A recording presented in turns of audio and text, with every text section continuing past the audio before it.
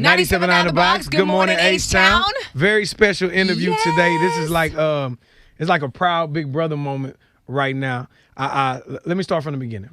I saw a trailer online, and I said, I thought nobody had saw this yet but me, because I was strictly told, look, you and Mika can look, but under no circumstances should you show anybody this trailer. Cool. I wake up earlier this week, everybody Monday morning. Because even though we know it's a TV show, boys like, y'all seen that Screw movie? Man. Somebody called in, my homie Juan Rodriguez. That's what his name was. Real talk. Hey, bro. Hey, what's up with the Screw movie? He asking us. I was like, I know somebody that knows somebody. And then Keisha was like, no, it's like a TV series. So the fact that we're even at this moment right now is a big thing. Young Chill in the building, a.k.a. Isaac, welcome a.k.a. to the Ayo. show. What it do? My brethren. Proud of you, man. Man, appreciate it. Congratulations first. It's been crazy. Now listen, what is your technical term? Because I don't want to. They killed my name last night at the Rockets game. They called me Coyote Brown. So how would you like us to, because you're a real live director, now how you want us to address you, sir? Hey, man, I'm Isaac. That's how I was born. Brother Isaac is in the building this morning, ladies and gentlemen. We came a long way from that little room in Missouri City. Yeah, man. Real long way. It's crazy. Crazy, man. Super proud of you. Now, how did we start with this? Is it All screwed biopic up? or is it biopic? It's a TV. No, it's biopic. It's biopic? Yeah. Is that the... It's biopic. It's centered around the legendary DJ Screw. Okay. You know what I mean? This year's 20 years since his passing. And, we actually have been working on this for the past few years and just wanted to pay homage to a legend, you know what I mean? As a youngster growing up, he sparked me to be creative just because he was doing something super different. I mean, I remember being 11, 12 years old at King's Flea Market, you know what I'm saying, trying to get the flow in? Trying to get a tape, you know what I mean? And so, just in my personal life, he was iconic. And for me, being a director and being in Hollywood and just seeing, like, all this stuff that's going on, I didn't want to become a victim of my proximity. You know what I mean? And so for me, my whole goal with being out in LA and being in Hollywood was like, I want to make sure that I make an impact that look good for my state, for Texas, for Houston specifically. So, I seen that there wasn't a lot of things going on and people investing in our stories. So I took it upon myself to invest in it. And so that's, and that's when we at where we at. It's a little premature, but man, we excited. I know when you talk about other people investing in y'all story, because you grew up on the culture, you know the culture, you know how important it is to the Houston culture. How involved was Screw's family in this? Did you have a hard time trying to get them involved in it? Oh, man, they were super involved. Major salute to Michelle, Charles, Bub. The whole state was there and just making sure they were supportive. We went through what we went through to get to the point of, being able to tell the story. But, man, once everybody was on board, it was like, man, they family now. You know what I'm saying? So to clarify, DJ Screw's estate, his real family is on board with this movie. Correct. Yeah, his sister, Michelle, his brother, Charles, and his cousin, Bub, who run the screw shop. Yeah, everybody been involved since day one. And I can only imagine you probably learned some things about him that you had no idea that was like shocking to you. For sure. Yeah, it was crazy. Like, the more and more I dived into the story and doing more development, it was like, man, bro went through some real stuff. You know what I mean? And so, like, it was just like, then even because he went through some stuff that resonated with me too. And so I'm like, man, it's important that this story get told because, a lot of these things are still reflective of stuff that's happening in 2020. You know what I mean? And so, yeah, man, it learned a lot of stuff, but everybody's so excited. It just put a smile on my face to see, like, even though it, again, kind of leaked out, it just put a smile on my face to just, like, see everybody just, like, screw. Like, he said he was going to screw up the world. And it's like, bro, we trending worldwide on Twitter. Yeah. Like, bro, done screwed up the world For real. So it's just like, man. The Screwed Up Clique is iconic.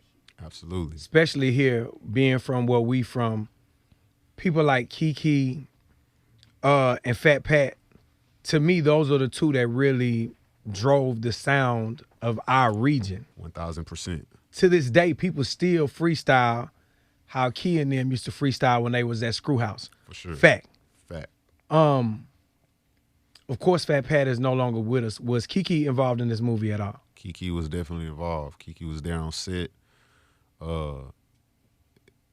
Kiki was involved in this whole project. It's not a movie, but he was there on set and just helping develop, like, bro, screw and move like that. Nah, bro, do it like this.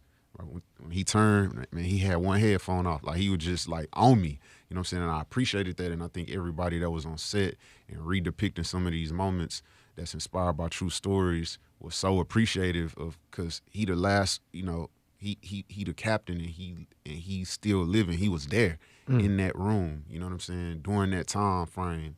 So it's just like to have his support and, you know, making sure that we make it feel as authentic as possible was vital to, like, we couldn't do, like, I didn't even feel right without his family and having Key involved. I just feel like it wouldn't even be right to even depict anything during that time frame. So Kiki was like a screw coach. Like, no, bro. Yeah. Bro wasn't rocking like that. The one thing that I love about Kiki and his energy, whenever I first started doing music, I think Kiki probably was the first OG artist that grabbed me and took me on the road to go get some money. And I know Kiki heart, you know what I'm saying? Yeah, so for sure. Bro has passionate, very passionate, beyond passionate. Like, bro's on top of me. You know what I'm saying? For real. Him and D-Rec, they were not playing. Like, nah, bro, it's got to be right. You know what I'm saying? And so that was important, you know what I'm saying? D-Rec was like a big brother throughout this whole process. We're still going. There's still a lot more to go. But, you know, it got to be right, period. You know, they say pressure bust pipes, right? For sure. How much pressure was it for you to find an actor yes. Oh, my God. that looked like DJ Screw? This 20 years. Man. How hard was that? Like, let me. You jumped on Instagram looking for DJ Screw type bill. You know, how'd you find the lead actor for the role in the TV series? Man, that was a concerted effort. You know what I'm saying? Salute to Tan, Miriam, Kelsey, Tiara, our whole IO Visuals team. Like, I ain't gonna even try to take 100% credit. Like, I will say who we ended up choosing, I found him. But we went through over 7 months of auditions and people sending in tapes and just, bro, it was and deeper than that was crazy, and a lot of people don't know this, and it's out now, but the lead actor, Roche, he's from Louisiana. And you know, it was very difficult trying to find somebody. So you got to kind of balance. You know, you got to be like, yo, okay, we need him to look close, but he need to be able to pull off a performance. Mm-hmm. So trying to balance that, because you got people, oh man, he looked real close, but his performance may not be all the way there. You know what I'm saying? Right. Or man, he ain't that close, but his performance solid. So it's like trying to balance all of that, and then just trying to comb through all of the, like, noise. And man, when I seen Roche, man, and I'll be honest with you, Roche's heart was in it. You know what I'm saying? And for me and for the family, you know, and I'm speaking on behalf of the family, but like for me, I feel like it was vital that we get somebody that heart is in it to make sure that they in with it, they rocking with it, right. They understand the importance of this. You know what I'm saying? Not somebody that's just coming trying to get a check or trying to, like. So it was multiple reasons why we decided to move with Roche. Okay. But him being from Louisiana was crazy because he had a crazy accent. So when I see, man, bro, like, quit, bro, like I'm talking about, it was like I ain't gonna give him too much away, but it was a part of one of the scripts. It was a part where it was a line that said, "They gonna say." And he kept saying, "They gonna say." I'm like, bro, it's they gonna say. And so, man, shout out to Eileen Morris and Rachel at the Ensemble Theater in Houston. We went through a dialect.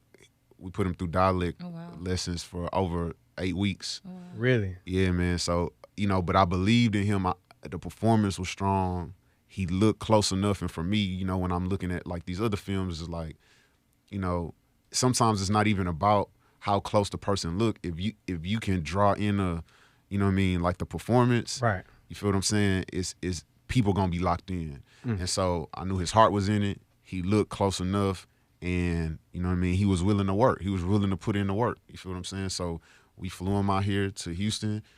I'm talking about that's a lot of the unseen hours people don't know. I'm talking about every day for 8 weeks straight. I'm talking about we doing dialect classes on the phone, 2-3 hour sessions, like getting his dialogue just to even just get to not even a Houston slang, just to get to like neutral. You know what I'm saying? Once we got to neutral, then we start taking off some of the mains and some of the ends and the E's, you know what I mean? But man, it was a challenge. Like a lot of people don't see, those long hours, you know what I'm saying? Just like trying to get those small things right, because that's important for the story and for the culture. Right. So, you know what I'm saying? Yeah, it's been a journey, to say the least. Let's talk cast, man. I see little bro in here. Yeah, man. And you got an actor with you. Marcus. Yeah, man. I've been knowing Marcus, what's it, like 3-4 years old, bro? Yep. Wow, long really? time. Yep. Yeah, for real. Like me and Marcus' mom, Brandy, was super close.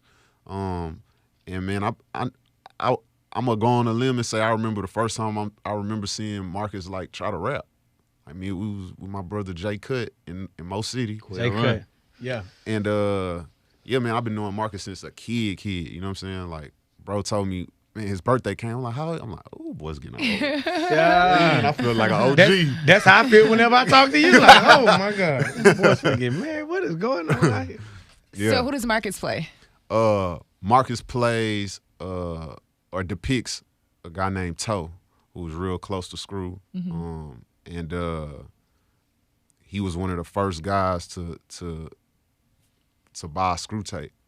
And this is based on a true story. You know what I'm saying? So the character is extremely important, and as stuff develops, you guys will find out more. But yeah, Marcus' character is super important.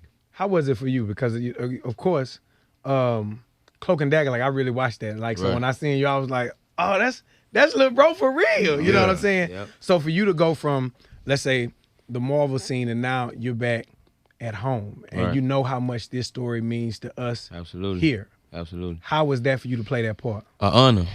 Definitely an honor. I mean, when Screw passed, I was a year old. I was 1. So it just shows how impactful he was, because I remember being 7, and the first record I heard from Screw was 3 in the morning, and it just captured me, because my stepdad from Dead End. So it was just like I was always around it. So now, years later, being able to depict it in a film is crazy. It's a blessing, really. I grew up on Screw music, so it's an honor. As a young brother, do you feel like young people here in Houston understand the impact of DJ Screw? I feel like if they don't, they definitely will after this project. Absolutely. I feel like some do, but the ones who don't, they definitely will get a clear picture of who he was. Because I look at Screw like a Jam Master Jay, like a DJ. It's impactful in all cultures. You know what I'm saying? Everywhere. Because if you think about it, some kids, and this might sound funny, the reason why they know DJ Screw is because they listen to a Travis Scott album, or Rose. Absolutely. Rest in peace to Screw. Yeah. Or Drake. Or Drake. And, A$AP Rocky influenced the city too with Screw. So yeah. It's See, crazy. a lot of people don't, man, it's crazy to think this, but bro, before a DJ Khaled, before a DJ Drama, like bro, even before a lot of these, and I'm gonna go on a limb and say before, like a lot of these New York DJs was like even talking and screaming over mixtapes, bro, Screw was like, really put that into perspective. Like in the early 90s, this DJ was on a tape, talking, putting artists on it that went on to sell millions of records, bro. Absolutely. Like that's crazy when you just really think about it and put it into perspective. Like when you think about now in 2020, like bro, he the original DJ Khaled, bro. For real. Like, you know what I'm saying? And these ain't like no little artists. You talking about people that went on to sell millions and millions of records. Bro, he gave so much opportunity to so many people, and his heart was pure. He ain't want nothing from me. He just wanted to put people on, you know? And so for me, that resonated with me because that's my mentality. You know what I'm saying? And so I connected with the story on so many levels. It was just like, yo, this is crazy. And so the more I dived and got deeper into it, it was like, man, I gotta do this. I gotta do it right. How long have you been wanting to do this story? Man, I think. And did you think it was really gonna, happen?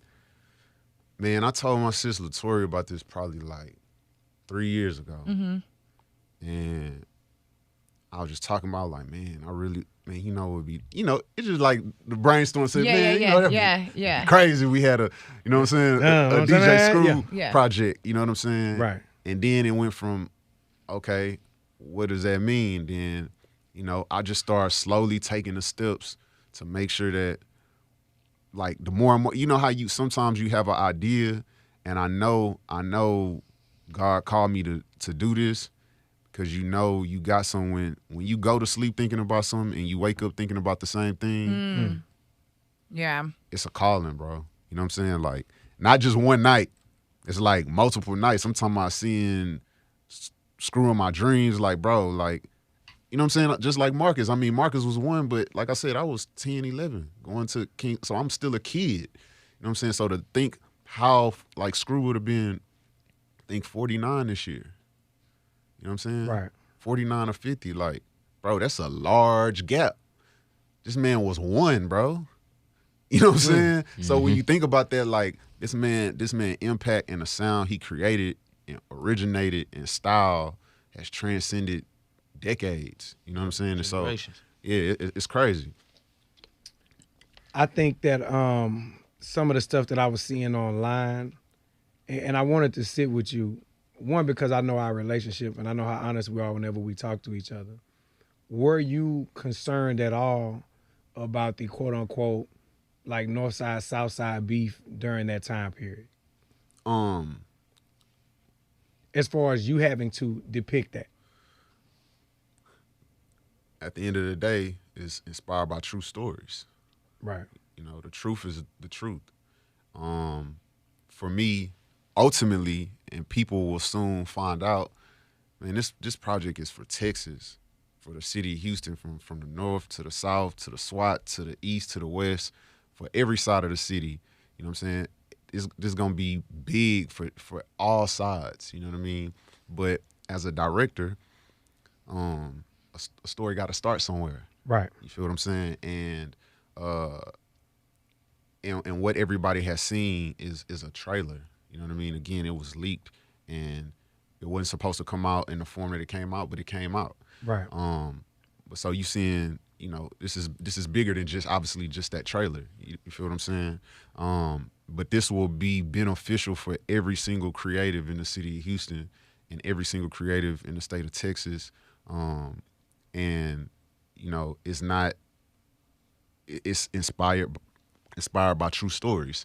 And so just like if you watching Power, or if you watching The Wire, you feel what I'm saying? Like, I think about it like that. Like, think Screw is Ghost, minus the shooting in the, you know what I'm saying? I was talking to Keisha, we were talking about it the other day, and I was like, it's almost like people being mad about slavery movies. That was real. Like, when it comes out, people be hurt. Like, why do they show these slavery movies? Because that's really how we live. But you know what, families man? really went. Absolutely. Yeah, but I think the biggest thing, and I tell this to everybody, like, bro, the ratio of negativity is so minimal. Right. It's like, man, bro, it make me smile, bro. Just like I said, seeing everybody like, man, this should have been done. It's going down for the state. Texas, stand up. Like, it's so much, like, the ratio got to be at least 1,000,000 to 1. Yeah. You know what I'm saying? So the hate is so minimal, and you just got to know, Big Bro D-Rick told me this. Whenever you doing something pivotal, know the hate gonna come with it. So if they ain't hating, then you ain't doing something right. So, bro, just y'all doing it the right way. So we know we doing it the right way, and, hate gonna come with that. But at the end of the day, I look at it like this. It's 20 years nobody ever told his story. Man, if you hating on a man who passed and created a whole sound and a culture for us to live on 20 years later, this ain't about nobody else. This ain't about me. This ain't about Isaac. This ain't about Marcus. This ain't about no Cass, no Kiki, no. This about DJ Screw. Right.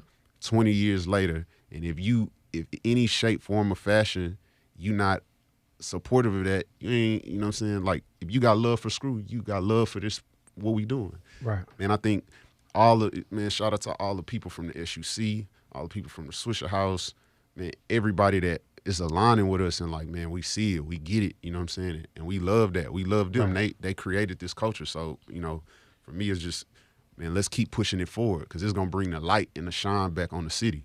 You haven't really said if it's going to be like a TV series or a biopic or anything like that, but are you finished shooting? The project is in development. Okay.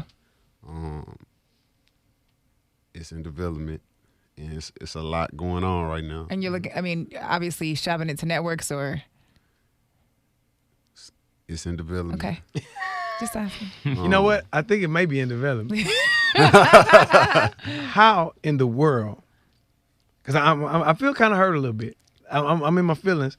How y'all been working on this 3 years and we just found out because a trailer leaked? What? Who leaked the trailer? This has got to be find the out who best leaked the kept trailer? secret man, listen, in Houston man, history. When I tell you my publicists have turned into CSI agents. CSI Houston. That's your next film. CSI Houston. Like, you know, to be honest, we wish that it was, you know, more controlled because we, you know, like, man, I woke up, you know what I'm saying? Kiki hit my line, like, and then I look on, he like, bro, just, and I go look, I seen a video with 500,000 views on Twitter. I'm like, bro, I seen the same one. like, how is this happening? Then next thing you know, just like XXL vibe. Yeah. Like it just started going air. I'm like, bro, what? Remind you, we don't even have an official trailer out. So that's not even the official trailer. It's in development. Did it force you? But here's the thing: did it force you to move quicker on it now than you may have wanted to? Absolutely, 1000%. But you know, we ready for whatever. And at the end of the day, you know, this is Screw's 20-year memorial, and you know, we wanted, you know, stuff to align with that, you know, kind of. But it's just like everything wasn't ready. You know what I'm saying? Like we wish all them views would, like I seen 500,000 here, 600,000 here. I think XXL posted some, got 400, 500, 600. Seen a dude on Facebook with like 800,000. I'm talking about it's just like, but it for me as a director and as a cinematographer, to be honest with you, like I ain't even posting about nothing for like the first 48 hours because I was just like, my phone was going crazy from people all over the world, and it was just like, as a cinematographer, obviously you want people to see the best version of your work. And you know what I'm saying? So like stuff on Twitter and it was great. I don't know who screenshot it would or recorded on their phone. You know how they got the screen record joint? It was just, so the quality level, I wish we could just have funneled that to one place. Yeah. So everybody could see the, you know, the quality and the hard work that we put into it. I think ultimately, obviously everybody now can see like, man, it's a real project, you know what I'm saying? This is real quality, but that part was a little uncontrollable, but it just got to a point where it just started spiraling and like all these different publications started putting it up. And, you know, at some point it was just like, you know what I'm saying? I sit back, talk to the team, our internal team is just like, bro, it is what it is. You know what I'm saying? And then at some point I just got peace with it, like, bro, this was Screw.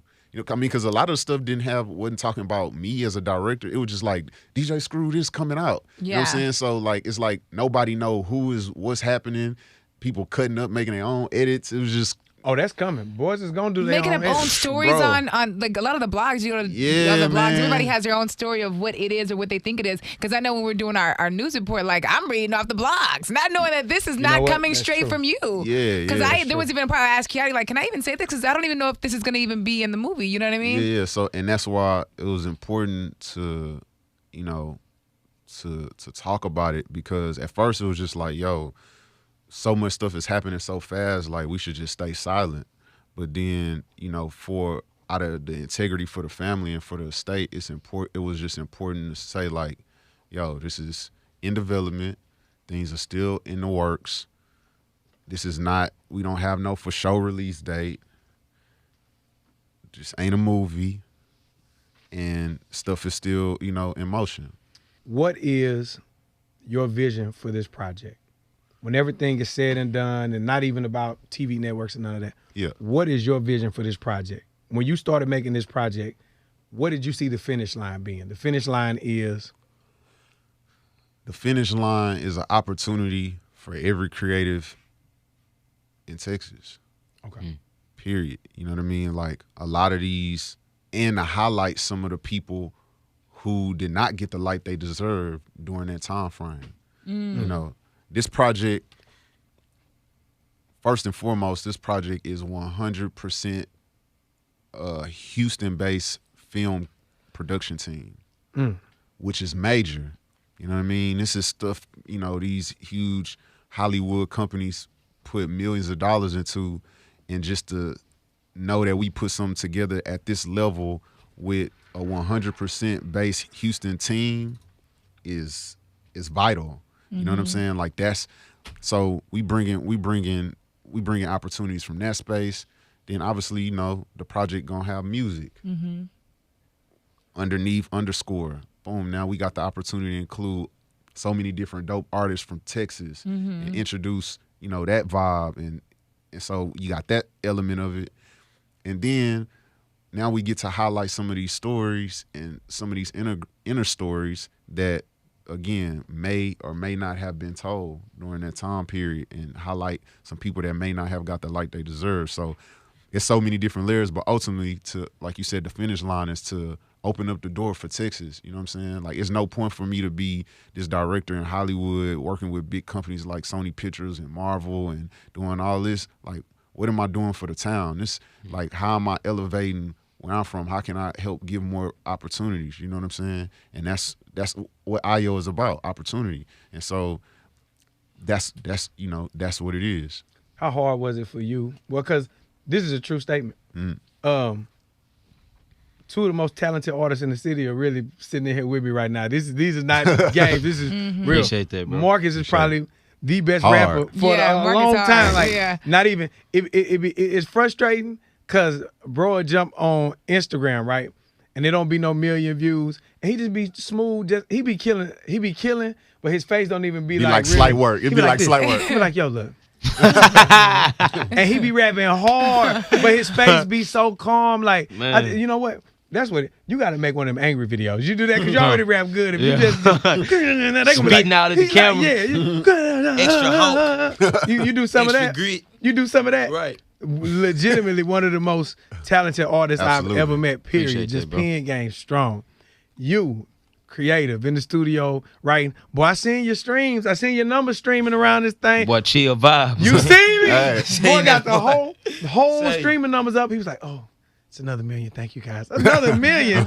That's how you feeling out here. So for you to even step into this, I know at a certain extent you have to maybe like put the music on hold. Is it any more music coming this year? Man, I actually worked on a huge project that a lot of people gonna know about. I mean, it's out, you know what I'm saying? But right now we taking a hold on music, you know what I'm saying? We putting a just brief pause on it because, man, I know that God has blessed me with other gifts. Okay. And I just feel like if you got gifts and you're not sharing them with the world, what you doing? Mm-hmm. You know what I mean? Like, it's like pointless. You feel what I'm saying? So it's like, that's my thought process right now. I know, you know, Ayo been around now for going on 10 years. You feel what I'm saying? And so I know I got a vision. I know I got a character trait to bring people together for a greater and positive cause. And so beyond just being a director and a visionary, I wanna utilize all my gifts. My gift of bringing people together, my gift of seeing things on camera and on the screen, my gift of music, and putting that all into one box. And I think that's what this project embodies. You know what I'm saying? I'm helping put people in position like Marcus and other dope artists musically to be involved. You know what I'm saying? Marcus is a hell of an actor. You know what I'm saying? Obviously. Facts. Appreciate it. Been on major networks, Fox, like you said, Marvel, Cloak and Dagger, Shots Fired. Like, bro, a legitimate actor out here. At the same time, you got, you know, he's an amazing artist musically. And then you got so many other dope, amazing artists musically from this city, from this state. Right. And so I got to think bigger than, I'm a producer and songwriter. I got hits, I got plaques, multi-platinum and Grammy nominated, Right. Stellar Award trophies, all that. But how can I bring people together and shine a light on more people? You know what I'm saying? And so I feel like when you think about legacy, it's like a legacy is what Screw did. He put people into position for 20 years later to still be able to win. Purpose. You feel what I'm saying? Yep. And so that's what I'm on right now, man. I'm at a point, I'm at an age like, okay, I know my gifts. How can I utilize my gifts and help other people with my gifts and still be able to share mine? Right. So that's what I'm on, and I think this project kind of embodies all that. I can help other dope artists musically, get them involved in this project, underscoring with this project. I can get dope actors, get them involved, and then I can get other people in the film community involved. And then obviously I can use my gifts to help orchestrate all that and make sure that it look right. So that's where we at. We feel honored and blessed, man. You know, when you live in the city and you grow up listening to a radio station, like how big is this moment? Like this the first interview. We up here, it's us. You know what I'm saying? This family. Yeah. How does that feel? Man, it's good, man. It feel great. You know, I'm from Mo City. I grew up on 97.9 The Box. You know what I'm saying? Like, this is family. You know what I'm saying? This is what I grew up on. I grew up on this, and I grew up on Screw. And so, I mean, I think everything just come full circle when it's time. Right. And I think that's where we at. We at the full circle moment. You know what I mean? So, still a whole lot more to go with this project, but I'm excited, and it's a big deal. Started at the room. Started in the night. Listen, now you up here with me and Keisha in the morning, baby. Come on. Come on now. Come on.